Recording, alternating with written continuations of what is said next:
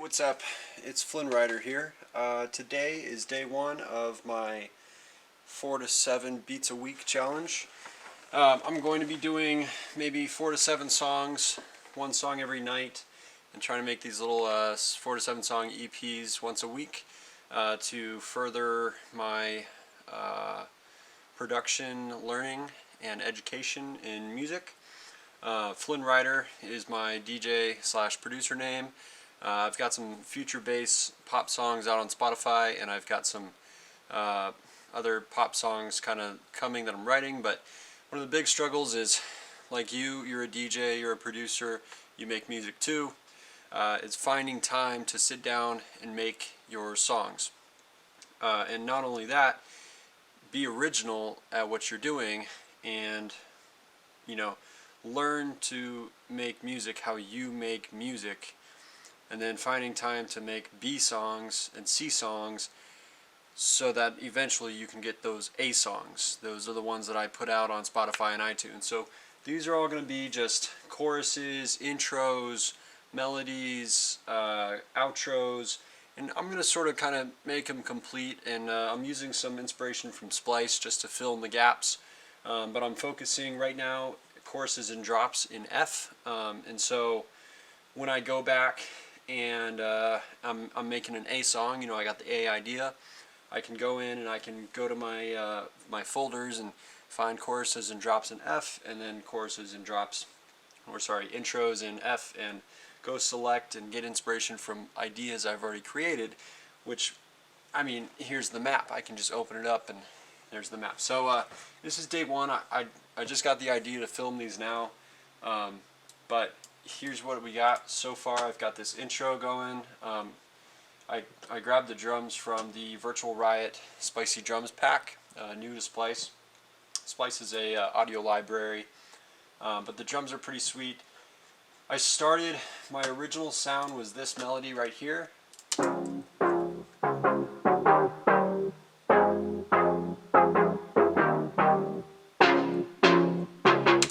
Added a little auto filter to it. That's the only thing I grabbed from Splice, except for the vocals and the drums in this pack. Everything else I've played in on my MIDI controller.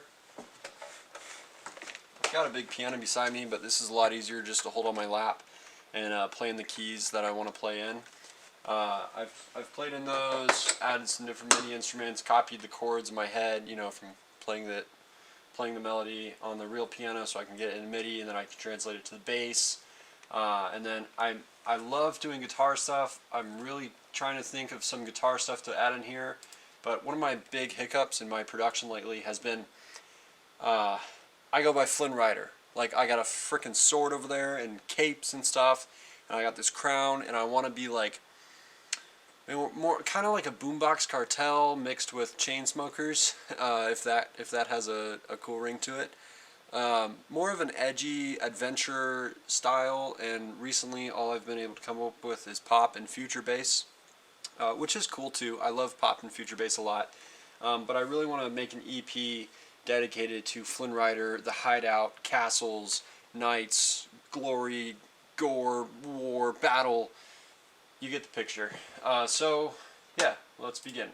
I'll just play a little run through of what I got so far, and then fill you guys in on where I'm at.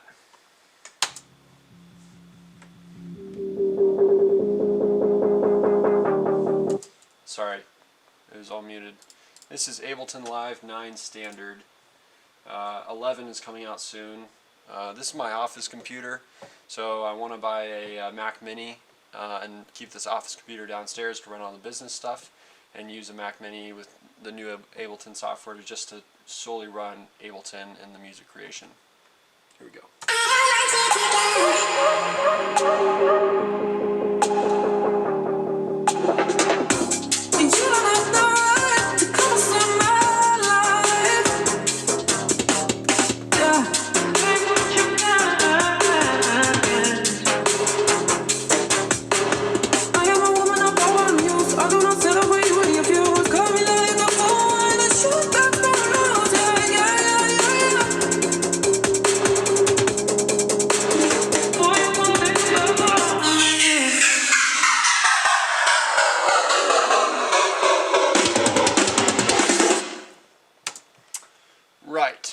So now I am in the middle of building that build-up part. The song I'm referencing right now is Mumbai Power. And in the second verse of Mumbai Power by Skrillex, there's a vocal comes in. I think it's Ty Dolla $ign. No, Beam. Whoever Beam is. Beam, you're a genius. Beam comes in, does this cool vocal part, and then Skrillex builds into these triplets. So I'm thinking I'm going to add some claps here now. Da, da, da, da, da, da, da, da. And I've already started working a little bit on the drop. I'm really a big guy for like heavy bit crushed synth, like Jaren, and some San Holo, some Jaren San Holo remixes and collabs, and like Enzo and stuff. They have these heavy bit crush sounds. Like this synth right here, this is a super heavy bit crush sound that I really like. Oh, yes, just like eargasm galore. So this is what I have for the drop so far. It's just 4 bars with the little turnaround. I'll play that right here. 1, 2, 3.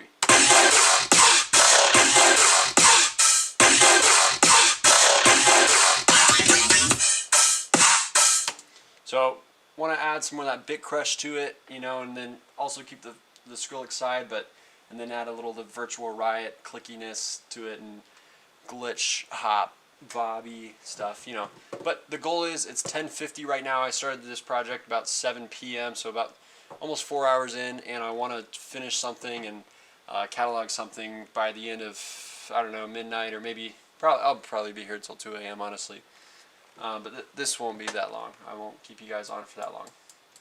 Okay, let's do some claps. Clap, clap, clap, clap, clap.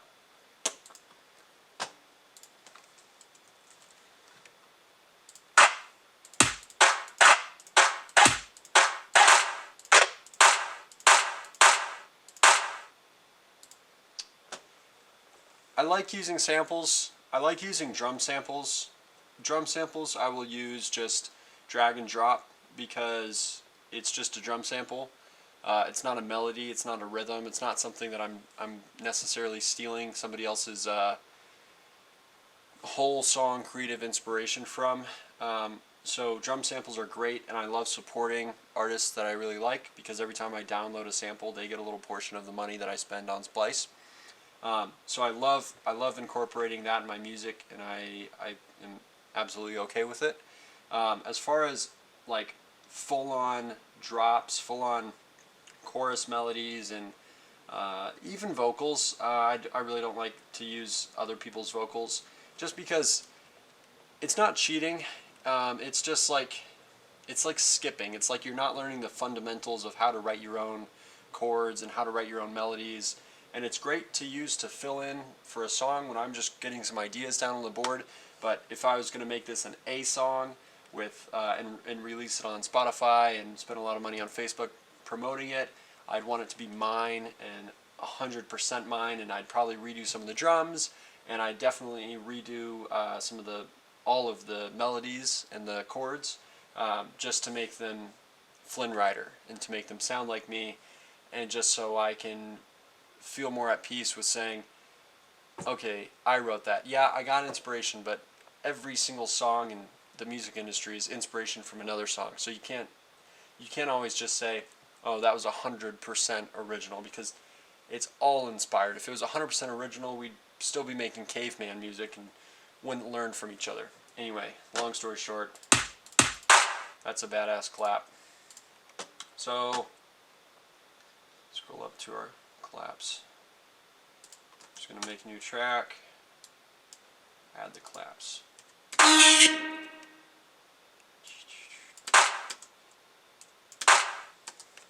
Alright, I'm going to I'm going to trim this tail down, just fade it out a little bit. So when you put 2 kicks or 2 snares or 2 claps right up next to each other, sometimes what will happen, the sample will like the next sample that it plays, so it's like 2 claps or 2 kicks in a row is a better example. The first kick will play normal, and then the second kick will have a little pop at the end, like an extra transient, because there's extra noise coming off of the first kick. However Ableton reads that. I don't know if other DAWs do the same thing, but let me just give you an example real quick. Alright, Alright, here's a fat kick. Okay, you just heard how it sounds. And then if we duplicate it and put it right next to each other, listen. No, these are money kicks because they're made from Virtual Riot. Bad example. Anyway, just going to trim down the fade a little bit so I don't run into any issues with that. You'll probably figure out what that is later. So right now we're in quarter time. Yeah, if I go to quarter time, right click on the mouse, go to triplet grid, it'll bring up the triplets. Then I can just Command D to duplicate. That ain't it. Actually, is this even a triplet? See, I'm just trying to learn here. 1, 2, 1, 2, 1, 2, 3, 4, 5. Then another triplet.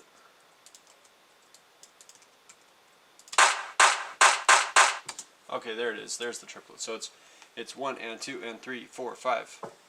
1, 2, 3 and 4 and whatever it is. There it is. 2 quarter notes and then 3 triplets, 1 triplet. And we'll just duplicate that twice. Maybe it actually, I feel like it's going to stay triplets the whole way. Nope, negative ghostwriter. Definitely not. Da da da da da da.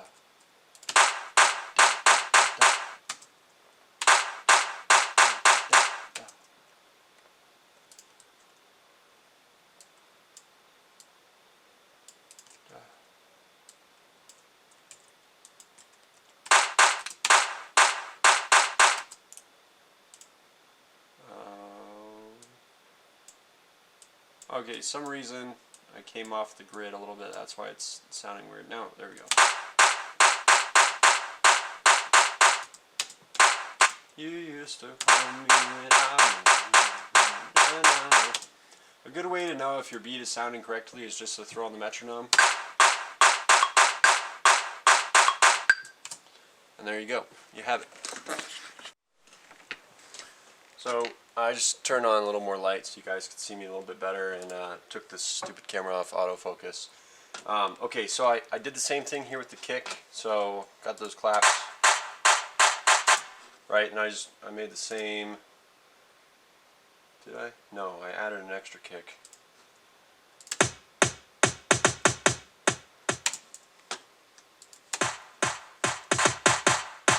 I added an extra kick just to carry the rhythm along a little punchier, so you kind of have a little bit of difference between the clap and kick when it's in the build-up. But that only goes for 8 bars, and then it turns into or 16 bars, and then it turns into eighth notes.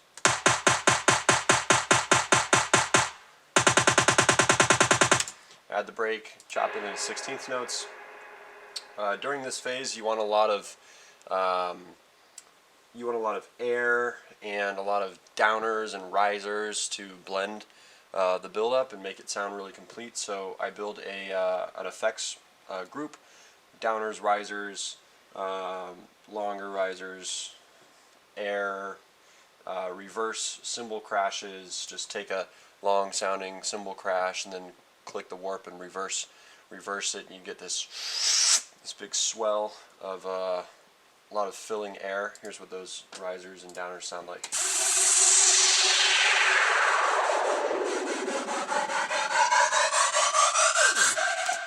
This one's pretty cool. I'm doing a lot of automation here with the LFO tool. So I've got LFO tool pulled up. Without it, this one just sounds like this.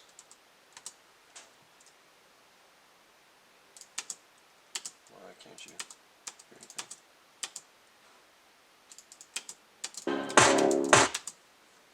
What the? Technical difficulties. I have the group muted. Okay. Here it is completely dry.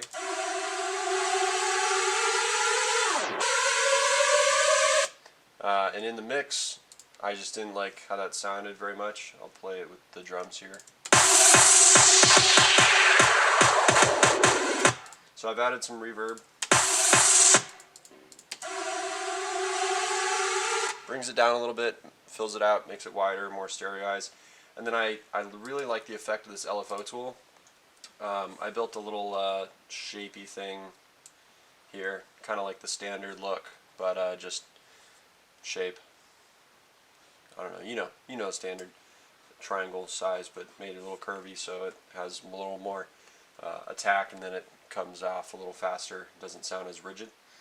And what I'm doing is I'm automating the rate, this knob down here. So it goes from an 1/8 notes to 1/16 notes. It speeds up as the kicks and the claps speed up. And then at the very end it goes back to an 1/8 right here.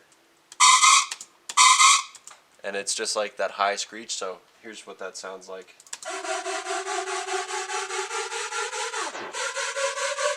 Building up kicks, fast kicks, yep, fast kicks, that's really big. I'm also automating the volume, so it's pretty constant until that final part comes out. With the effect pool, so there's a little bit of a bass in there. Added this little vocal hook. Don't be playing with fire. This is a Skrillex effect rack I got off of I think Excellent Sound. Shout out to Excellent. I've seen them. I met those guys once at NAMM in 2018. If you guys are ever see this video, I'm the kid that helped you cut further in line. Anyway, Excellent, they're pretty cool guys out of LA. They do Serum remakes and covers of drops and songs and stuff. But this is a Skrillex vocal rack. I'm probably not using it even correctly, but I just have it as my effect line for the vocals. So I can throw different pieces of the vocal on this rack, and it's got a bunch of reverb, and it's got a vocoder and the LFO thing on it. So it adds a lot more movement to my song, versus the lead is a lot more, it's still wet, but it's pretty clean. I am a woman of power, I'm used. I do not settle for you and your views. You know, you jack the highs up a little bit, sounds pretty nice. The other thing going on the build up here is the bass. You want to, if you listen to like, what's a good example? I think like Titanium by Calvin Harris or some other Calvin Harris songs. That man literally cuts out the bass, like he eliminates the bass during the whole entire build up. So when it comes back in, you're reintroduced to it again, and you know, the drop or the chorus has so much more power and impact because you have forgot about the bass for so long, and your mind has been distracted by the melodies and stuff that's playing in the build-up, and then the bass comes back in really hard. I wanted my bass to be a little more rhythmic, but still accomplish the same goal. So I went ahead and grabbed the classic auto filter, and I auto filtered the bass. Where are we? So this is just Sublabs. Sublabs is a super fun, easy plugin. Kyle Kovalchik showed it to me. He's the vocalist on Stereo. So easy sub, just dedicated for making subs. Got a lot of presets. You can add your own samples in, change the harmonics, do all the synthy stuff, add the glides, filter it, add distortion, compression. Super easy to use.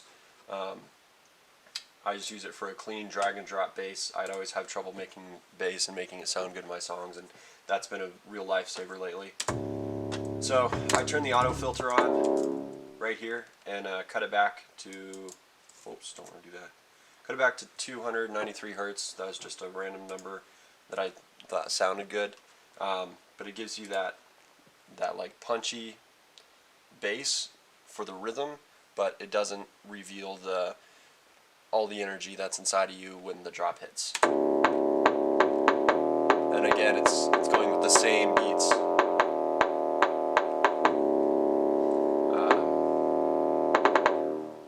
Then it cuts out.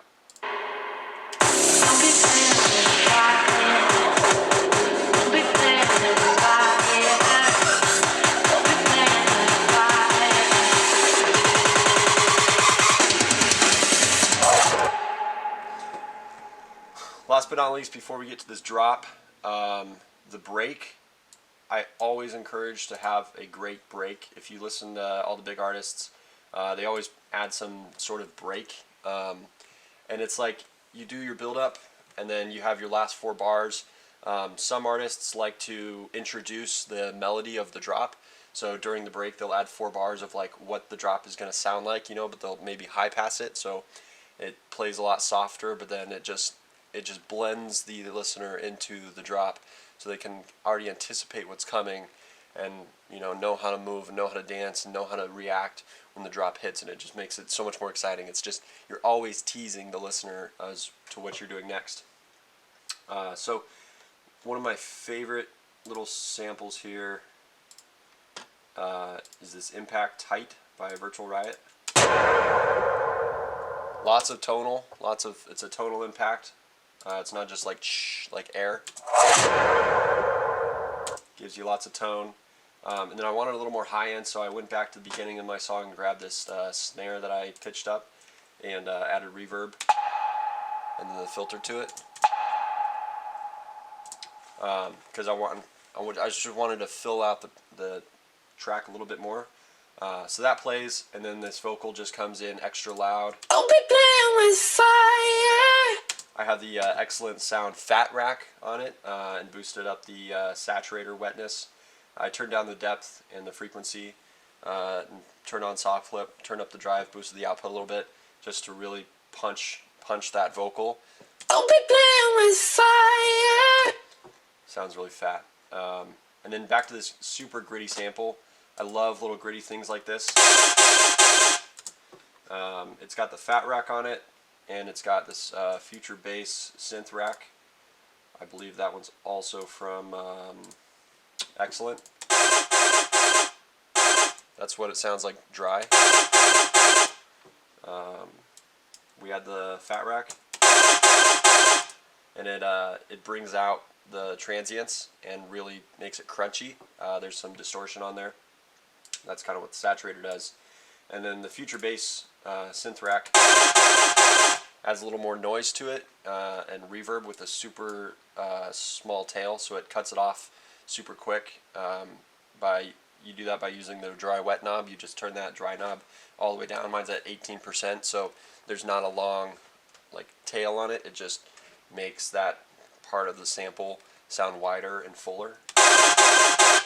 And then I wondered what the EQ was doing, and I didn't want any low end, so I cut out the lows. And then I brought it down a little bit at 1K and boosted it a little. Did a not a band pass, whatever.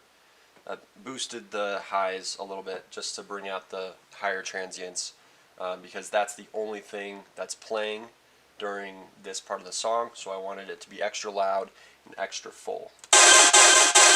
Oh, it just crushes. That absolutely crushes. This is 4 bars. Don't be playing with fire. Always important to add a one last fill there. That's another Virtual Riot fill I grabbed and just drag and dropped. Oh, you're always trying to lead and bleed your listener into what's coming next. So let's go through that build up. Don't be playing with fire. Don't be playing with fire. Don't be playing with fire. Don't be playing with fire. Alright, got a little ahead of ourselves there. Let's look at this drop. So when building a song, sometimes my brain wants to jump to the cinematics and I want the wind to blow this way and I want it to feel like you're in this environment, and then out of nowhere something comes in and just destroys, you know? Well, that's a lot easier to accomplish when you start with building the chorus. So a lot of times, like what these little shorts are for, these short songs are just for me to build choruses and have chorus maps and pieces already put together that one day later I can go in and grab them and turn them into a real song or change them a little bit. But it's really easy to start with the main sound, the chorus, and then build on the smaller parts and stick to the same key, add a little arpeggio, add a little intro, low pass it, zoom it up, you know. But it's very important to start with how your chorus is going to sound, because you'll learn that so often you'll start at the beginning of the song, you'll build up, and then you'll have no idea what the drop's going to sound like, and your expectations are too high for what you think you can produce and what you think it should sound like, and you're never going to get anything done. So it's super important for me to build this drop first. This is a compilation of Virtual Riot samples, a bunch of bass hits.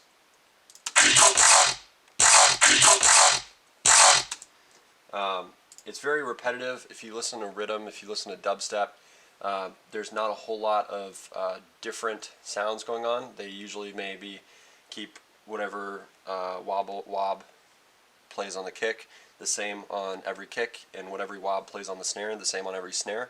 And then they'll mix up the different fills in between and the turnarounds at the end of every 8 bars or every 16 bars.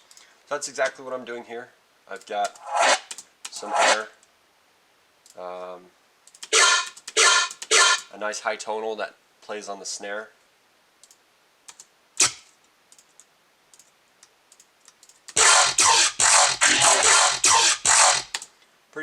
Pretty symmetrical. This is just a simple bass knock that I grabbed from Virtual Riot. I duplicated it 4 times, pitched it up a couple, transposed it a little bit each time. Actually, did I even do that? No. I just did the transpose modulation, and I threw it up an octave.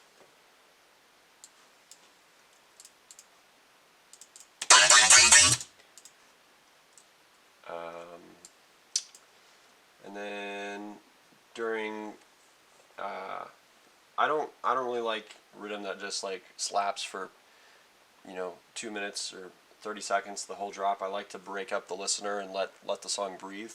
So I cut to my synth again. I grabbed this little MIDI Serum pluck. It's the C64 lead. It's a super awesome bright square lead that I really love. I use it in a bunch of my tracks. And then I grabbed, this one was a custom build in Serum. I used a Basic Shapes square wave, unison 1, added up an octave. I'm adding the sub to it, but it's not the sub, it's just to make it sound lower in the lower register of the keyboard. And then I just browsed the analog sounds until I found a cool lead that I liked.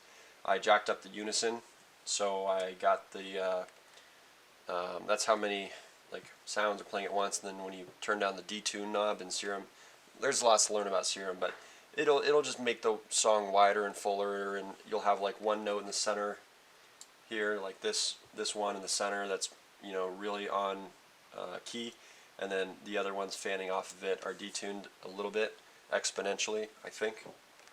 Somebody's probably got the exact terminology for that. This is a little reinforcement synth loop I grabbed from Splice.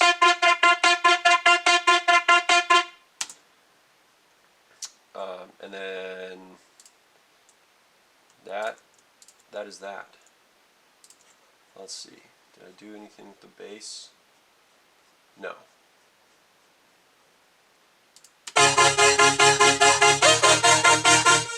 Something that you'll learn over time is that when you're trying to make synths sound really, really wide, instead of stacking and layering 20 different synths, because then you'll get frequencies that just compete with each other, and you'll have a mixing problem. The majority of wide synths is your ear's perception of what you're hearing, and you're hearing a very wide synth, but in reality it's a wide high note that's 2 or 3 octaves above your chord structure. So all this is a chord that's pretty low, and then you can't add a lot of reverb to this chord. Otherwise, every single note will have reverb on it, and it'll sound messy, and it'll just clash and collide and be muddy. But if you have a single lead sound, you can add all the reverb that you want and make that single lead sound as wide as you want. And the width, the stereoizing, the air from the reverb is what makes the synth sound so wide. And then when you add some saturation and compression and compress that and crush it down, you get just this super impactful, wide sounding synth. So I have a high lead with a lower chord, and then this little pad that goes back and forth just to keep the track moving a little bit. And then obviously LFO tool is on the synth top and the synth mid.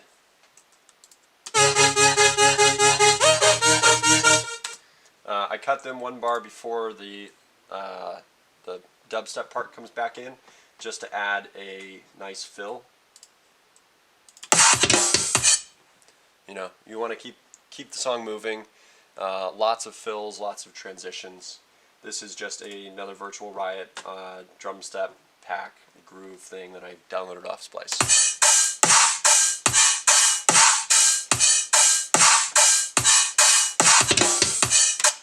Super simple. When you incorporate your fills, every once in a while I add another one of these bit crushed sounds just to keep it going. You get this complete track.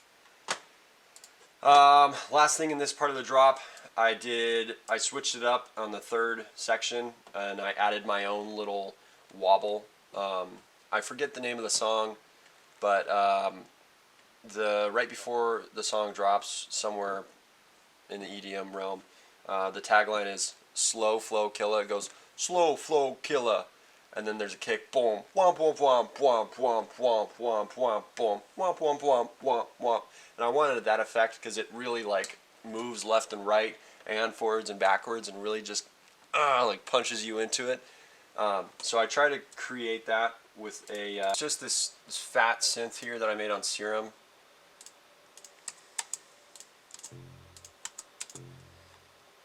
Gotta turn Serum on. This is the Angry Boss sample in the Serum bass samples. Didn't do a whole lot to it.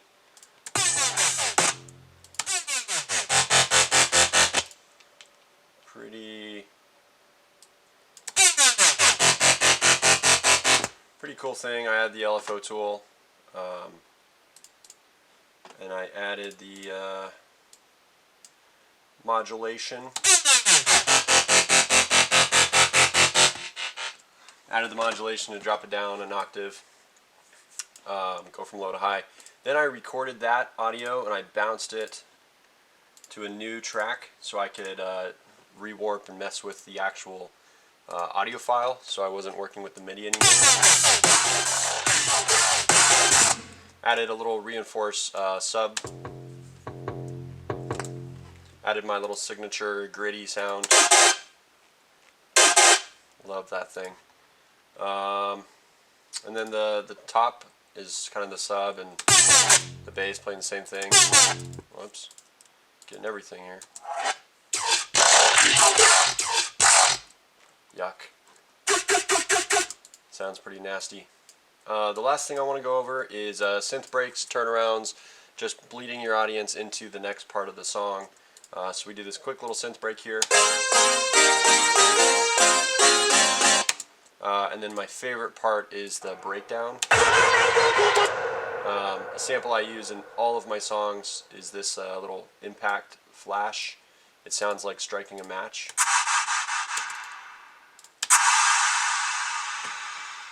It's a money flash sound.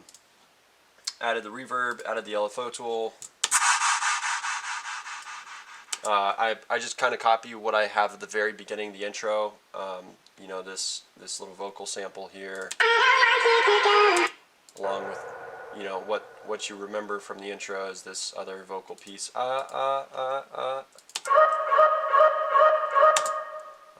And then my favorite other little tip is, or trick, is I call it the bubble effect. I don't know what it's really called, just a quick high pass automation, but you take an auto filter and you slap it on your synth chain, So here's my group of synths, the high, the mid, and the pad.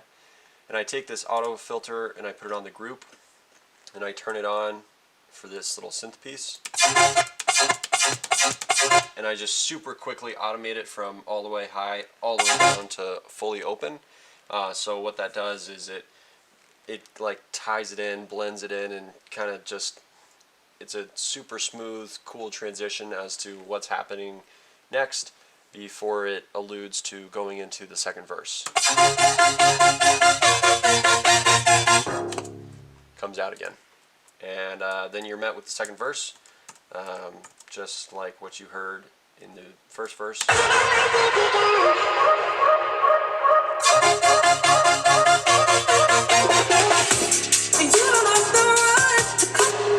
Real quick, I just copied the verse 1 from verse 2, did the same downer, did the same riser, did the same drop. I changed up the drop a tiny bit just to add a little bit of variation to it.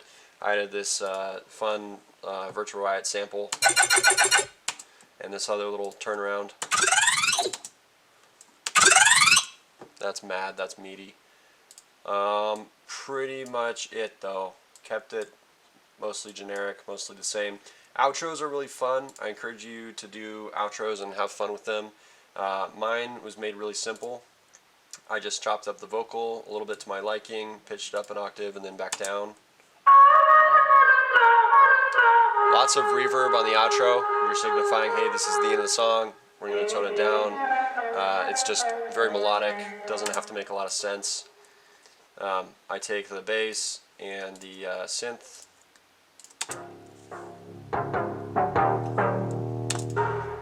And then the final effect I do is the master. On the master I do this auto filter, and I do it on the master because I want it to control all the audio that's playing, so everything is synced up in time.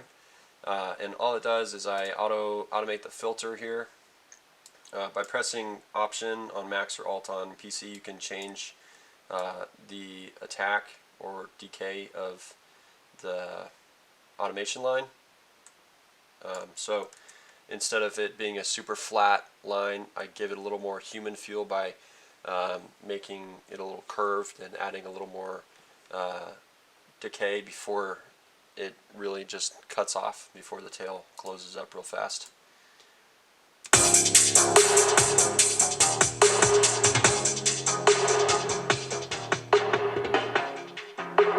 That bass comes out.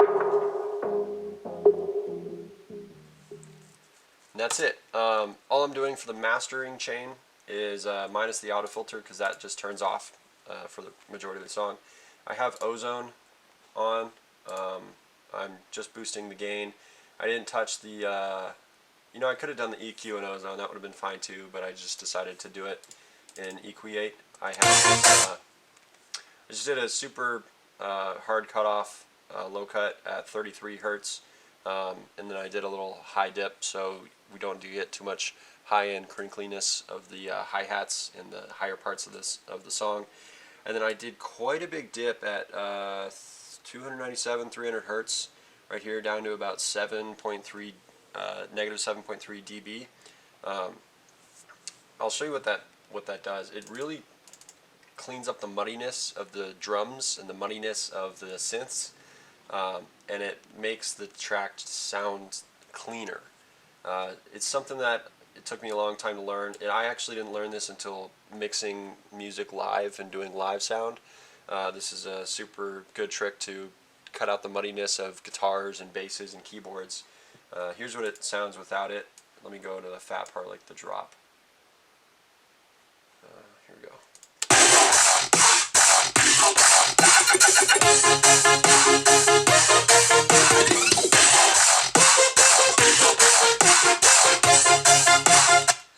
I don't know how well you can tell. I can notice quite a bit.